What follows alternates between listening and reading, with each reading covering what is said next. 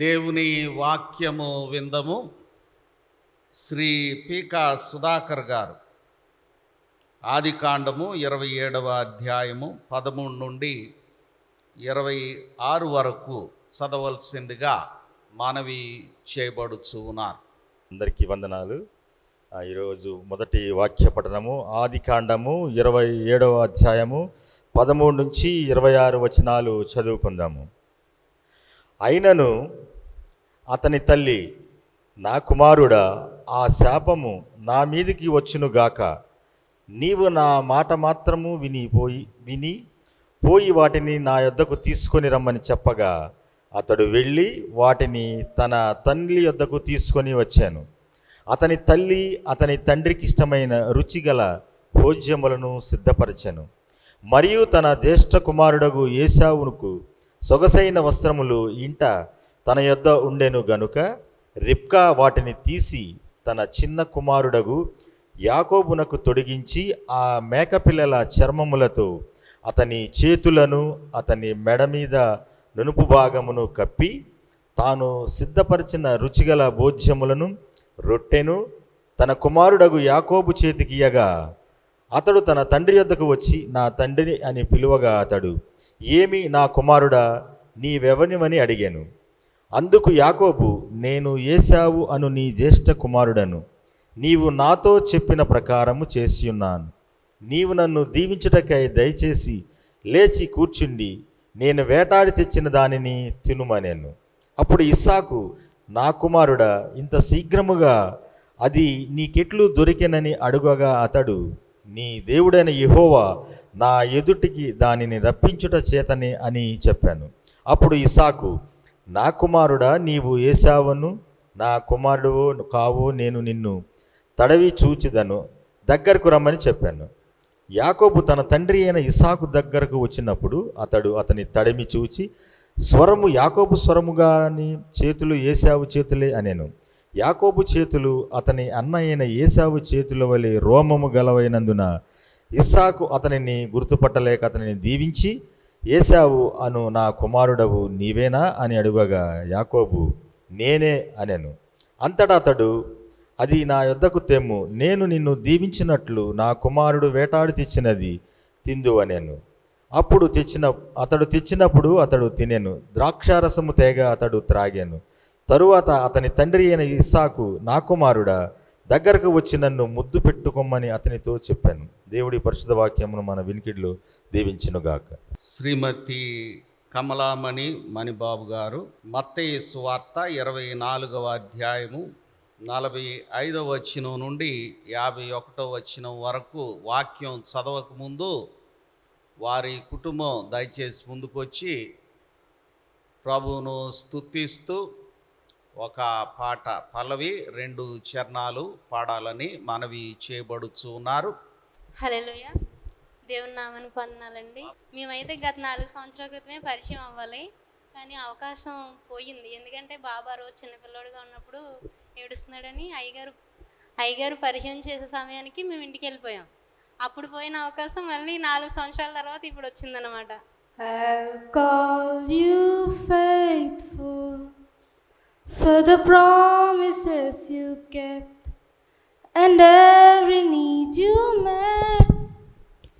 Lord, I'm so grateful. You were with me every step, and I'll never will forget.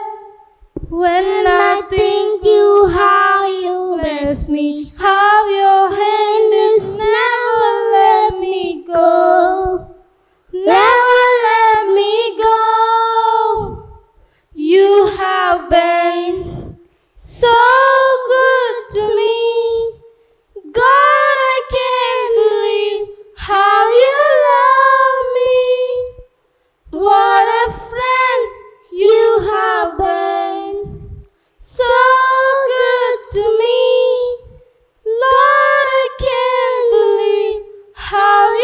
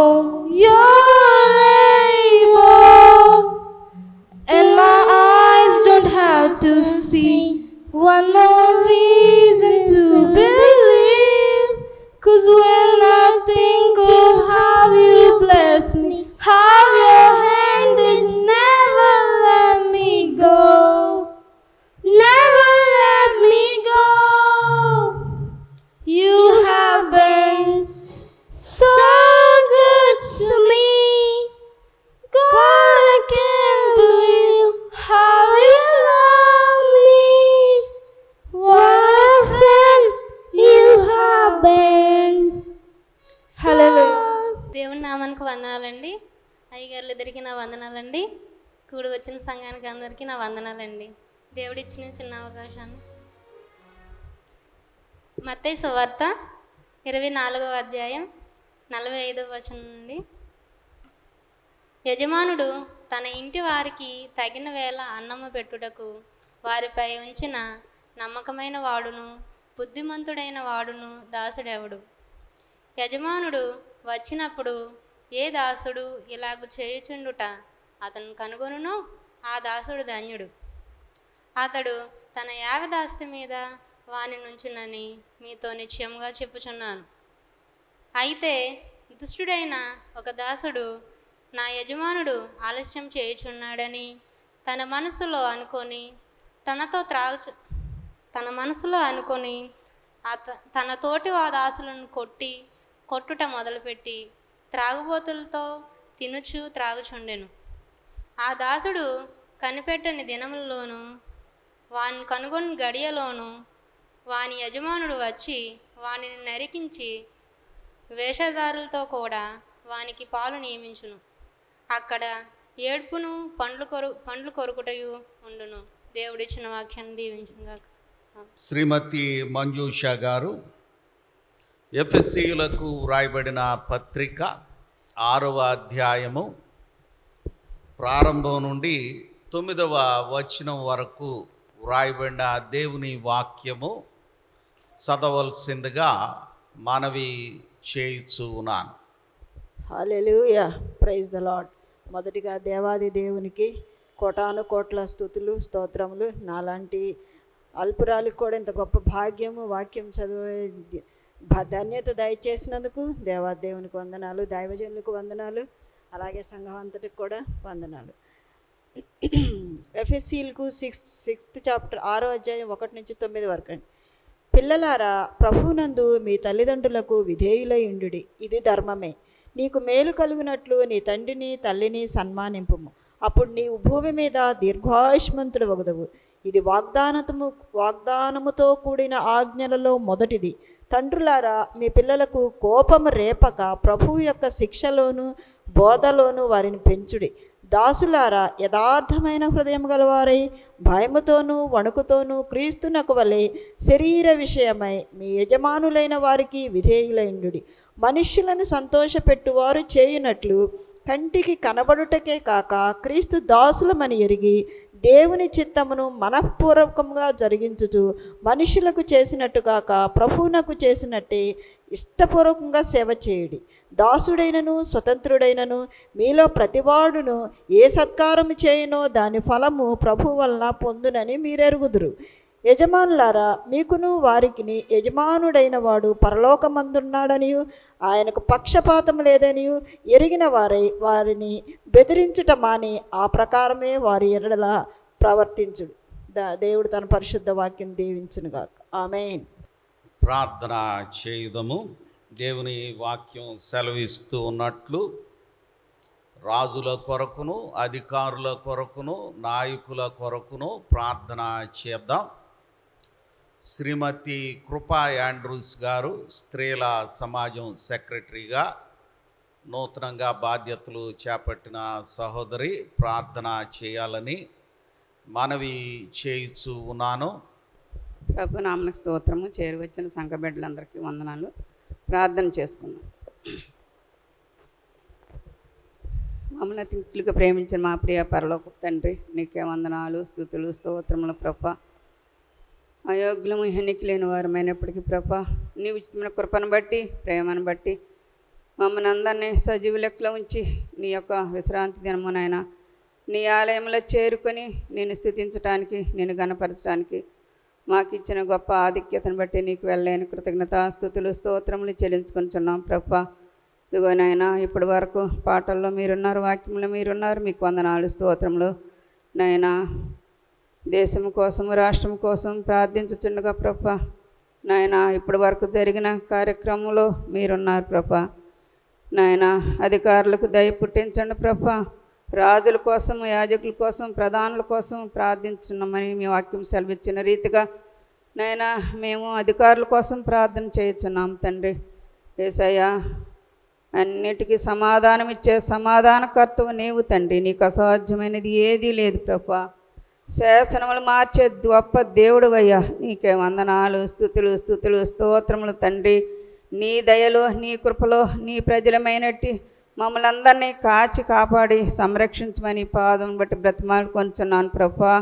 నైనా మేము ఎక్కడ ఉన్నా ఏమైనప్పటికీ అది నీ ఉచితమైన కృపను బట్టి అని మేము గ్రహింపుకునే మనసు మాకు దయచేయండి ప్రభా.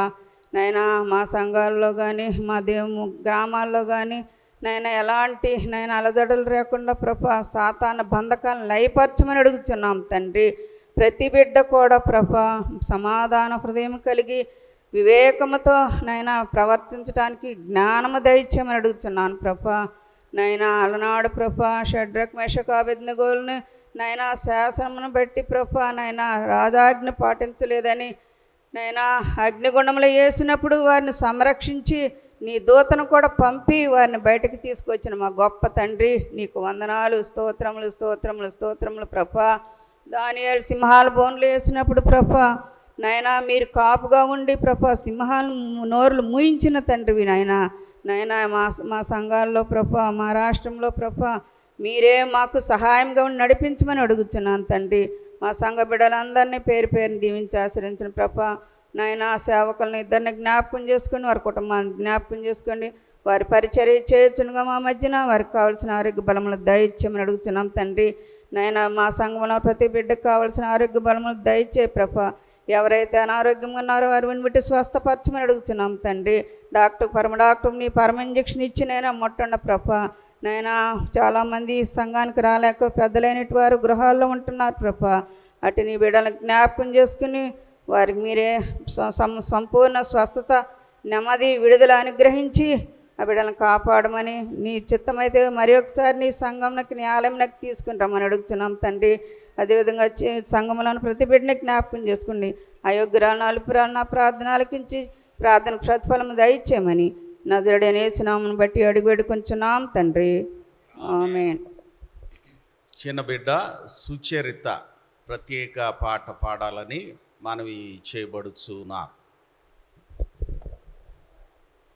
நானும் என் வீடும் என் வீட்டானைவரும் நோயாமல் சுமந்திடுவேன். நானும் என் வீடும் என் வீட்டானைவரும் நோயாமல் சுமந்திடுவேன். ஒரு கரு போல காத்தீரே நன்றி, ஒரு சிவையாமல் சுமந்தீரே நன்றி. ஒரு கரு போல காத்தீரே நன்றி, ஒரு சிவையாமல் சுமந்தீரே நன்றி. எபினேசரே எபினேசரே இந்நாள் வரை சுமந்தவரே.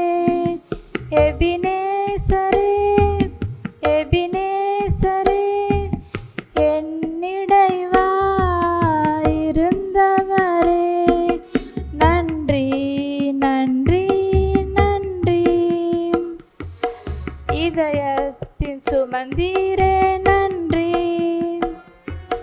நன்றி நன்றி நன்றி. கரு போல காத்தீரே நன்றி. ఏమియు లేకుండా సాగిన నా బ్రతుకును మేలులతో నింపితివి. ఏమియు లేకుండా సాగిన నా బ్రతుకును మేలులతో నింపితివి. ఇనుకీడైన తలంచితి నన్ను, ఏ తండ్రైనా నీలాగలేరు.